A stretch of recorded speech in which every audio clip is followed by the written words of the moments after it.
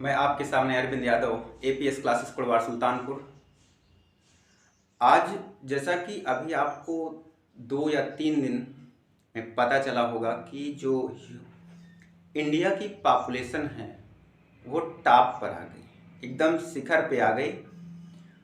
तो भारत जो है वो विश्व का सबसे अधिक जनसंख्या वाला देश बना। अब इस पे चाहे आप बधाई बधाई क्या, सबसे ज़्यादा नुकसानदायी, ठीक है ना। तो उसी टॉपिक को लेकर के ये चीज़ें कैसे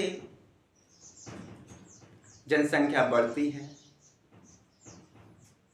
और उसी पर आधारित क्लास 12th में एक चैप्टर है आपका ह्यूमन रिप्रोडक्शन। तो ह्यूमन रिप्रोडक्शन से जो संबंधित बात है वहाँ पर चर्चा करेंगे हम लोग। इसके पहले वाले वीडियो में हम लोग बात किए थे गैमीट फार्मेशन का, चाहे वो oogenesis रहा हो, अंडा बना हो फीमेल का, या फिर स्पर्मेटोजेनेसिस रहा हो, जो स्पर्म शुक्राणु का निर्माण हुआ है। तो इन दोनों को लेकर के जो भारत की पॉपुलेशन है उसका जिम्मेदार कौन, उसी को लेकर के सीधे सीधे फीमेल। और एक बात है, फीमेल को अकेले दोष नहीं देना है, दोष हम अपने ज्ञान का दोष दें कि ज्ञान है कि नहीं है, कब कहाँ पर किस चीज़ का कैसे सिस्टम में लाना है, क्या करना है, किस समय, उसी चीज़ को लेकर के हम लोग यहाँ पे समझने वाले हैं। क्योंकि ये बड़ा ख़राब है। अब मोदी क्या बोलेंगे, अभी तक बोलते थे 135 करोड़ देशवासियों, तो अब क्या बोलेंगे वो 142 करोड़। 142 ना बोल करके तो 140 तो बोलेंगे भाइयों बहनों, या 140 करोड़ देशवासियों। आइए, तो ये सब सिस्टम जो है आपके अपने YouTube channel APS classes Kurwar Sultanpur, जो स्पेशल बायोलॉजी के लिए है। अब ये जो आपके लिए बनाया जा रहा है सिस्टम, आपके अपने सुल्तानपुर ज़िले के कुड़वार ब्लॉक में रामलीला मैदान में आपकी अपनी एपीएस क्लासेस की जो मेन ब्रांच कह दें, मेन शाखा कुड़वार में। तो इसके लिए हम लोग चर्चा करेंगे मेंस्ट्रुअल साइकिल की, यानी कि मासिक धर्म, रजोधर्म या आर्तो चक्र क्या होता है, इसके बारे में चर्चा करेंगे। क्योंकि ये जानना बहुत ज़रूरी है हर एक मेल को और हर एक फीमेल को, ये समझना है, नहीं तो वही बनता है पॉपुलेशन ग्रोथ का कारण, जनसंख्या वृद्धि का कारण यही है। क्योंकि अधिकतर लोगों को ये जानकारी ही नहीं है कि वो जो कॉपुलेशन की प्रोसेस है वो कब होनी चाहिए, जिससे अंडे और शुक्राणु का मिलन ना हो, निषेचन ना हो। क्योंकि जब जब वो मिलेंगे तब तब संख्या बढ़ेगी, तो उसको मिलने नहीं देना है, उसके लिए हमें जानकारी लेनी है। आइए देखते हैं मेंस्ट्रुअल साइकिल यानी मासिक धर्म। तो जो मेंस्ट्रुअल साइकिल होती है,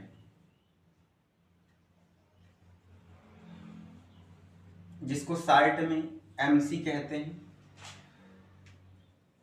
एमसी, और ये जो मेंस्ट्रुअल साइकिल है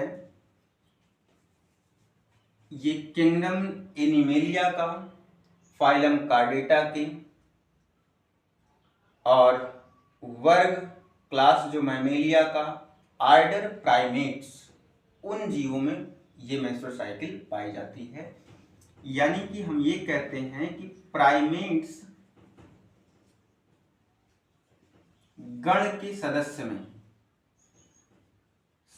में ये मेंस्ट्रुअल साइकिल मिलती है।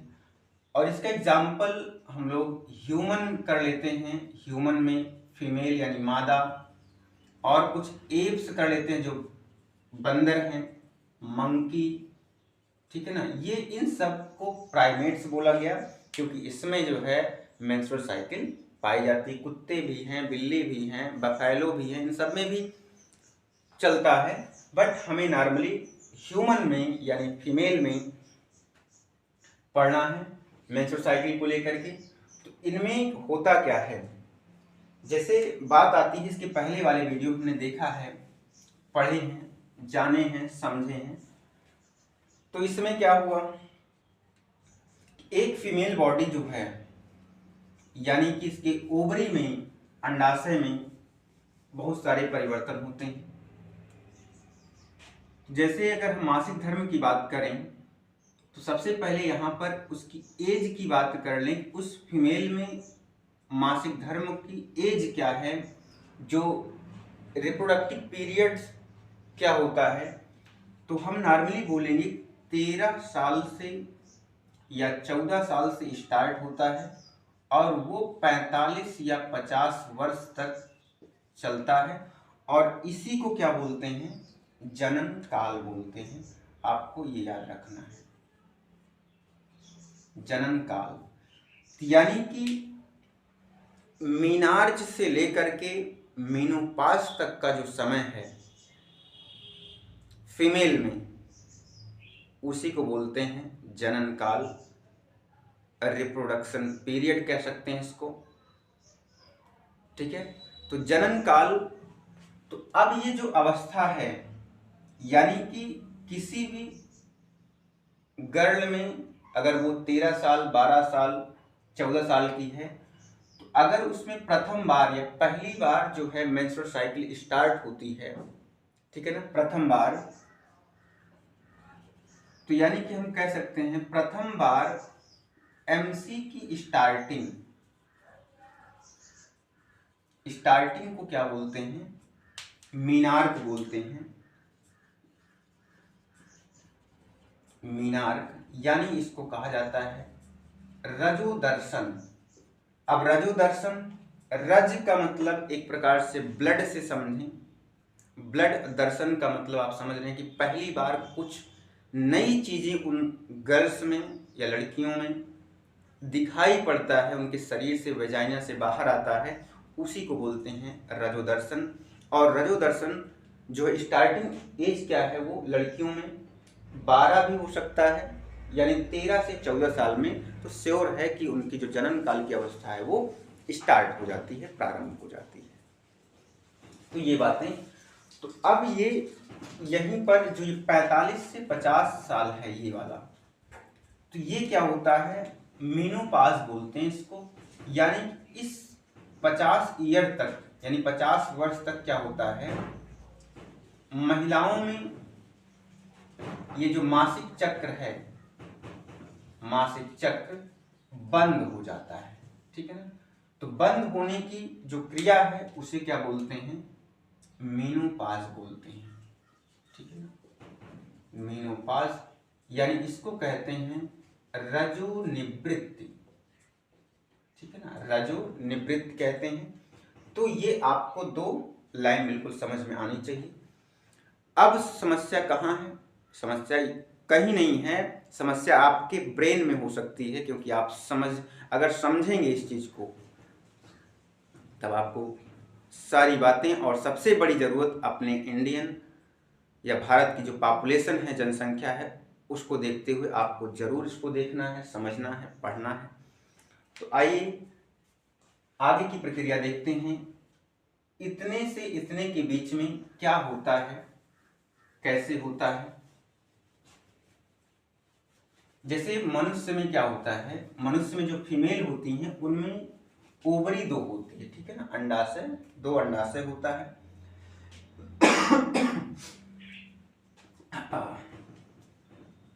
तो नंबर ऑफ ओवरी की बात करें, ओवरी तो ये 1 पेयर होती है, मतलब एक पेयर, एक जोड़ी, मतलब 2 अंडाशय, और 2 अंडाशय में दोनों में स्ट्रोमा पार्ट होता है। स्ट्रोमा जो कुछ पीले रंग में होता है, येलोइश कलर होता है, जैसे ये वाला पार्ट है, यहाँ पर ये पीले रंग में कुछ पदार्थ भरा होता है, ठीक है, इस तरह से, जिसे स्ट्रोमा बोलते हैं। और ये जो पार्ट है इसको क्या बोलते हैं, मेडुला बोलते हैं। तो इस स्ट्रोमा में यानी इस तरल पदार्थ में उस फीमेल में क्या होता है, बहुत सारे फॉलिकल होते हैं, जिसे ओवेरियन फॉलिकल बोलते हैं, ठीक है ना, अंडाशय पुटिका। और इसकी जो संख्या है वो 2 लाख से लेकर के 20 लाख तक होती है इस स्ट्रोमा, ठीक है। सॉरी, 2 लाख से 20 लाख तक होती है इसमें अंडाशय। तो इसमें इस जो फॉलिकल है इसको बोलते हैं उगोनिया, ठीक है। अब ये उगोनिया जन्म के समय ही रहता है इतना, और जन्म होते ही उस लड़की का, उस जो शिशु होती है, बेबी जो होती है, गर्ल, जन्म के बाद यानी जन्म के पहले इतना है, लेकिन जन्म होने तक, जब जन्म होने वाला होता है तो उसमें से बहुत सारे ये ओवेरियन फॉलिकल नष्ट हो जाते हैं, और जब नष्ट हो जाते हैं तो उसको बोला जाता है अट्रेसिया। क्या बोलते हैं उसको, यानी कि अट्रेसिया बोलते हैं उसको, ऐसे आप ध्यान दें, अट्रेसिया।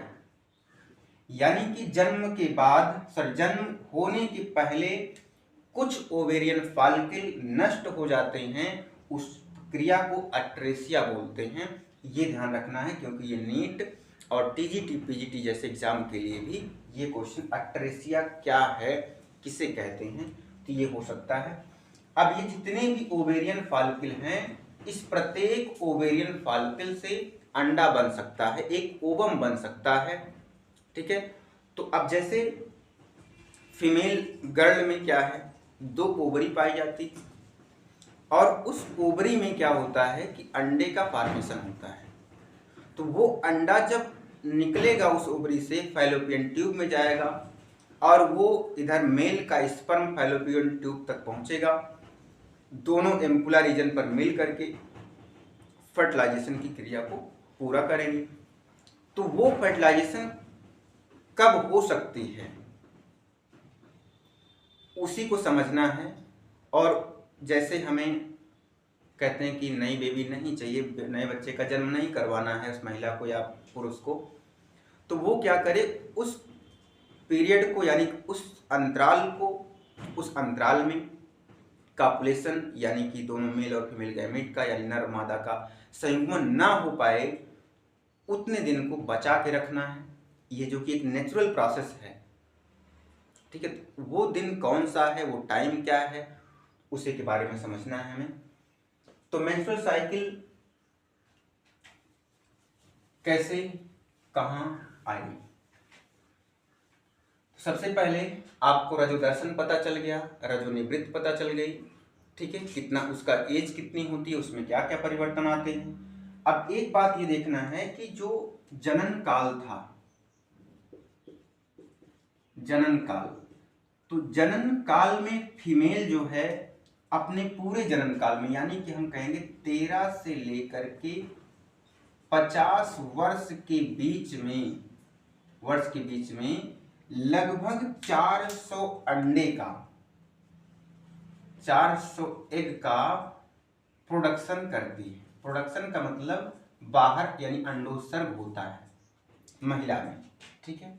400 पूरे 13 से लेकर के 50 साल तक, क्योंकि 50 साल के बाद तो कुछ महिलाएं हैं कि रेयर केस में कि उनको बेबी डेवलप हो जाए, लेकिन उसके 50 साल तक ही महिलाएं जो है मेंस्ट्रुअल साइकिल यहाँ पर उनमें होता है, उसके बाद मेंस्ट्रुअल साइकिल बंद हो जाती है, तो उसके बाद बेबी होने की संभावना खत्म।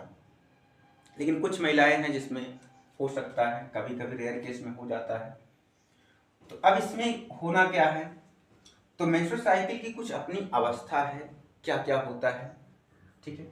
सबसे पहले अगर देखेंगे कि प्रमुख घटना, मेंस्ट्रुअल साइकिल की प्रमुख घटनाएं क्या है, तो प्रमुख घटना में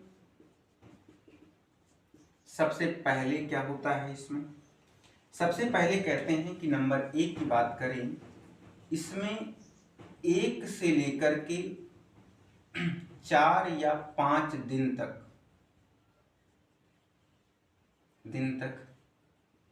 ऋतुस्राव होता है। ऋतुस्राव का मतलब आप समझ पा रहे हैं, ब्लीडिंग होती है, अर्थात जो यूट्रस होता है उस फीमेल बॉडी का, यूट्रस यहाँ पर ये ओवरी बना लेते हैं इधर। तो ये यूट्रस की जो एंडोमेट्रियम वाल है, ये वाली वाल जो है, ये वाल, ये यूट्रस है पूरा। तो यूट्रस में सबसे बाहरी लेयर को पेरीमेट्रियम, इसके पहले वाली वीडियो आपको पहले देखनी पड़ेगी यहाँ पर। तो हम इस एंडोमेट्रियम वाल के फटने से, ठीक है ना, ये वाल फटती है, टूटती है, और इसमें ब्लड वेसल्स, मसल्स, ये छोटे छोटे कोशिकाएं हैं, टिश्यू हैं, ये सब ब्लड के साथ ये जब टूटती हैं तो वही क्या होता है, उसी को बोलते हैं ऋतुस्राव होता है। यानी एंडोमेट्रियम के टूटने से ब्लड बाहर आता है। तो ब्लड बाहर आने, क्योंकि हमारे शरीर में ब्लड वेसल्स पूरे में फैली हुई हैं, सभी कोशिकाओं में खून जा रहा है, ब्लड जा रहा है, तो वो जब टूटेंगी तो वो इसके साथ बाहर आएंगी, वेजाइना से क्या होगा, ये बाहर आएंगी यहाँ से। तो इसी को बोलते हैं ब्लीडिंग, ठीक है ना, ब्लीडिंग। तो यानी कि ये है ऋतुस्राव की स्टार्टिंग, इसी को बोलते हैं मेंस्ट्रुएशन, ठीक है। तो 1 से 5 दिन तक क्या होता है, किसी किसी में 3 दिन हो सकता है, 4 दिन हो सकता है, मतलब 5 से आगे नहीं जाएगा। तो यानी एंडोमेट्रियम क्या होता है, ये टूट जाती है और ये बाहर आती है, तो ये ऋतुस्राव होता है। उसके बाद दूसरे स्टेप की बात करें, और आपको ये पता है कि इसमें क्या है, ओवेरियन फॉलिकल है, अंडे हैं। इस तरह से अंडे तो नहीं कह सकते, लेकिन ओगोनियम या ओवेरियन फॉलिकल कह सकते हैं। इसमें बहुत सारे हैं ऐसे ऐसे अंडे। तो अब ये अंडे जो हैं इसके अंदर, ओवरी के अंदर हैं, ये अंडे क्या करेंगे, तो दूसरे स्टेप में आए तो 5 से 13 दिन तक क्या होगा, 5 से 13 दिन तक, दिन के बीच, या हम कह सकते हैं दिन के बीच में क्या होगा, जो ओवरी के अंदर अंडे थे, जो ओवरी के अंदर तमाम अंडे थे, बहुत सारे अंडे थे, तो उन अंडों को बोलेंगे हम लोग ओवेरियन फॉलिकल या पुटिका बोलेंगे, ठीक है। उन अंडों का या उन गोनियम का परिपक्वन, यानी वो अंडा जो है उसके अंदर, ओवरी के अंदर, वो मैच्योर होगा, और क्या होगा, एंडोमेट्रियम की जो वाल है इसकी क्या होगी, मरम्मत होगी। यानी कि एंडोमेट्रियम वाल जो टूटी थी, जो 1 से 5 दिन तक उसी से ब्लड निकला था, वो 5 से 13 दिन के बीच में क्या होता है, फिर से बन जाती हैं, और ओवरी के अंदर जो अंडा होता है, जो ओगोनियम है, वो थोड़ा सा मैच्योर होने लगता है, परिपक्व, यानी वो बाहर निकलने के लिए तैयार हो जाता है।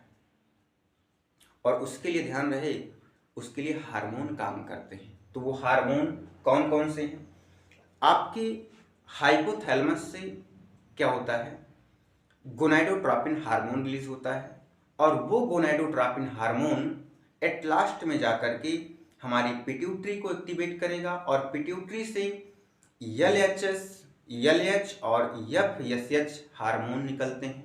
LH ल्यूटिनाइजिंग हार्मोन और FSH फॉलिकुलर स्टिमुलेटिंग हार्मोन, वो रिलीज होंगे। तो वो क्या करेंगे, डायरेक्ट जाकर के ओवरी पर अटैक करते हैं। तो ओवरी में क्या था, ओगोनियम थे, यानी फॉलिकल थी, पुटिका थी, उन पुटिका पर सबसे पहले FSH अटैक करेगा, और धीरे धीरे वो प्राथमिक, द्वितीयक, तृतीयक फॉलिकल का फॉर्मेशन करेंगी, और जब तृतीयक फॉर्मेशन फॉलिकल का हो जाता है, तो उस समय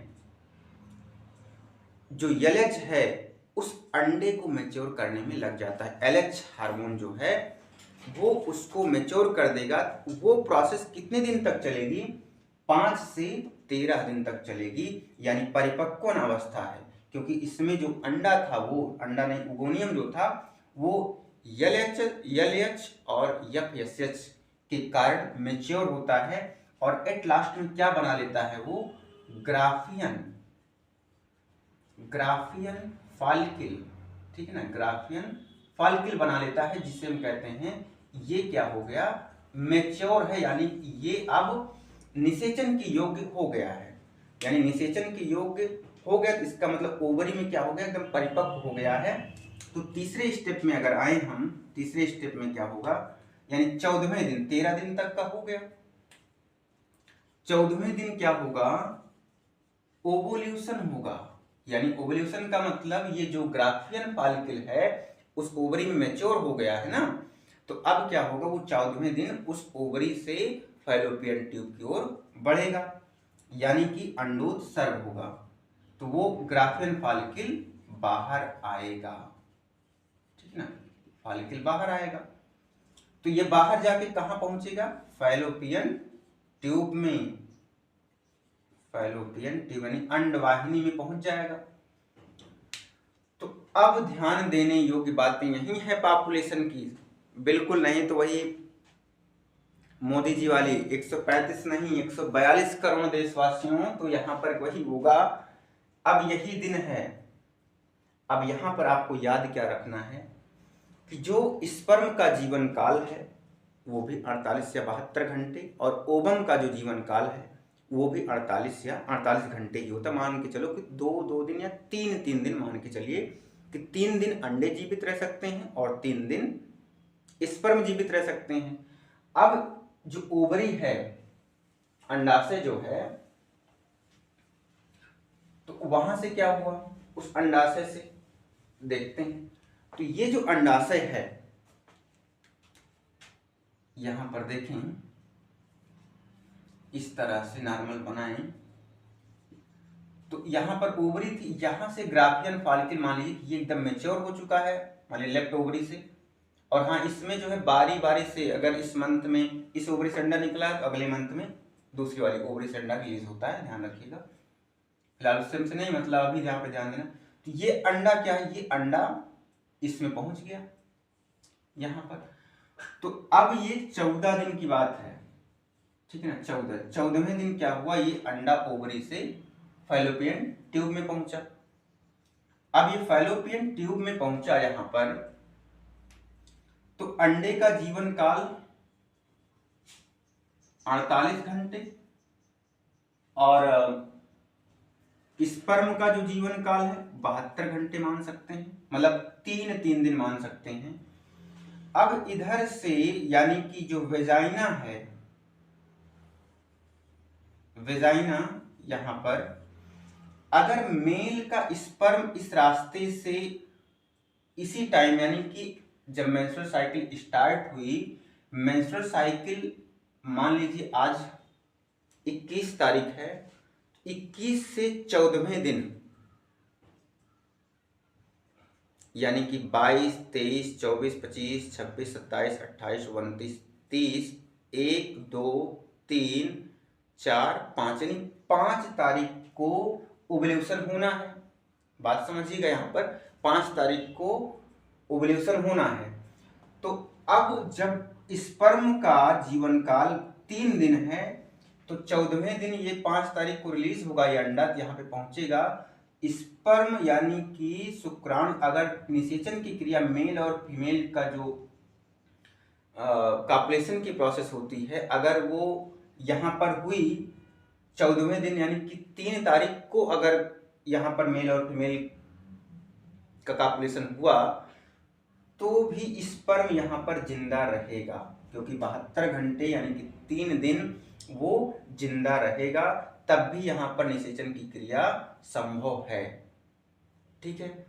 अगर 14वें दिन के बाद यानी 5 तारीख को ये रिलीज होगा, तो 6 तारीख और 7 तारीख में भी अगर मेल से यहाँ पर मेल का स्पर्म यहाँ पे पहुंचेगा इस यूट्रस में, तब भी संभावना है कि वो जो है निषेचन वहां पर फर्टिलाइजेशन यानी कि वो बेबी बनने की चांसेस पूरा रहते हैं, क्योंकि फिर अंडा कितने दिन जीवित रहेगा, अंडा भी तो 48 घंटे जीवित है, 2 दिन, तो यानी 6-7, तो यानी कि सीधा मतलब है कि आपको जैसे मेंस्ट्रुअल साइकिल से यमसी जिस दिन स्टार्ट हो, मान लीजिए आज 21 तारीख है, तो आपको इसमें क्या करना है, 3 से लेकर के 2 तारीख से, ठीक है ना, 2 से लेकर के 7 तक या 8 तारीख तक स्पर्म यानी कि हमें सेक्सुअल इंटरेस्ट या कोर्स नहीं करना है, सेक्स यहाँ पर नहीं होना चाहिए इसके बीच में, यानी कि 5 तारीख को ओव्यूलेशन होना है, 21 को मेंस्ट्रुअल साइकिल स्टार्ट हुई है तो 5 को 14वें दिन तक ओव्यूलेशन होता है, 14वें दिन, तो 5 तारीख 14वें दिन आ रहा है, 14 दिन 5 तारीख पर, तो 5 तारीख से 2 दिन पहले 3 दिन और 3 दिन बाद यानी 1 हफ्ते इंटरकोर्स नहीं होना चाहिए मेल फीमेल में विदाउट प्रोटेक्शन। तो यही है जनसंख्या वृद्धि का कारण। तो आपको इसको समझना चाहिए, जानना चाहिए। तो ये बातें आपको समझ में आ गई होगी कैसे। अब इसके बाद 2 प्रोसेस और बची थी। अंडोत्सर्ग हो गया था, इसके बाद क्या होना है, वो अंडा, अगले नंबर की बात करें तो 14वें से यानी कि 15वें और 16वें दिन के बाद क्या होता है कि वो निषेचन के लिए तैयार हो जाता है। ठीक है, निषेचन के लिए वहां पर, ठीक है, निषेचन। और क्या होता है, निषेचन के बाद उसका रोपण हो जाता है कहां पर, गर्भाशय में, गर्भाशय में रोपण हो जाएगा। ठीक है, तो अब 16 से यानी 20 से 25 दिन, 20 से 25वें दिन के बाद दिन तक अगर ये निषेचन हुआ रहेगा, ठीक है, निषेचन हुआ रहेगा तो अगली मेंस्ट्रुअल साइकिल स्टॉप हो जाएगी।